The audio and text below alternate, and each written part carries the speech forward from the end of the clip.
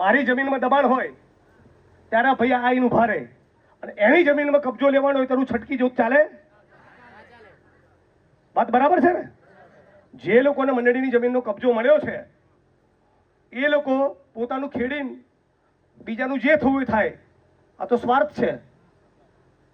તો આવા બધા સભાસદોનું લિસ્ટ બનાવીને તમે એમને કહી દો.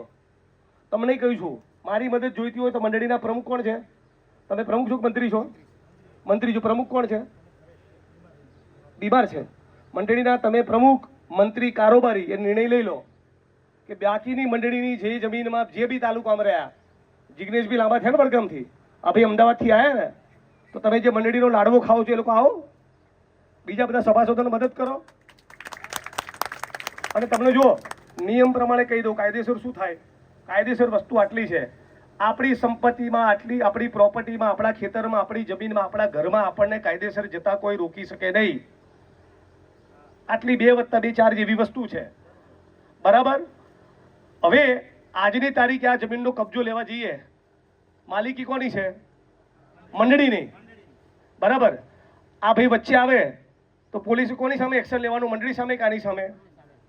આની આ ભાઈ મંડળીના કોઈ માણસ કે સભાસદ ઉપર હુમલો કરે તો કોની જવાબદારી? અને લેખિતમાં જાણ કરેલી છે. લેખિતમાં મંડળીના માણસોએ જાણ કરેલી છે.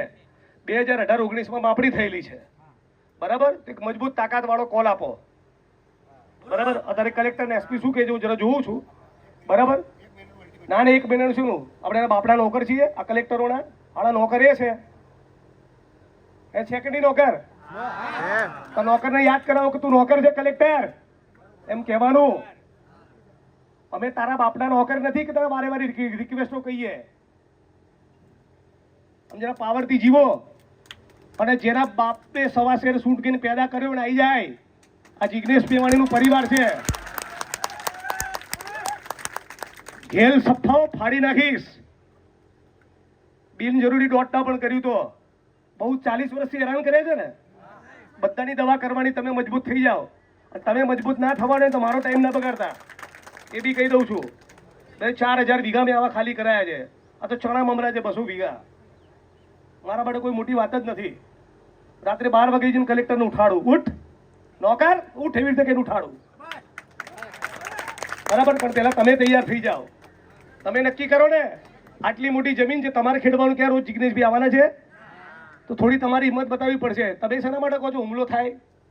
ટાઈટ અરજી આપો. હુમલો થયો તો એસપીની કલેક્ટરની જવાબદારી રહેશે, સ્થાનિક પોલીસ સ્ટેશનની જવાબદારી રહેશે. તમે બધા જાઓ પોલીસ સ્ટેશન કે આટલા લોકોનું દબાણ છે, ગુનો દાખલ કરો.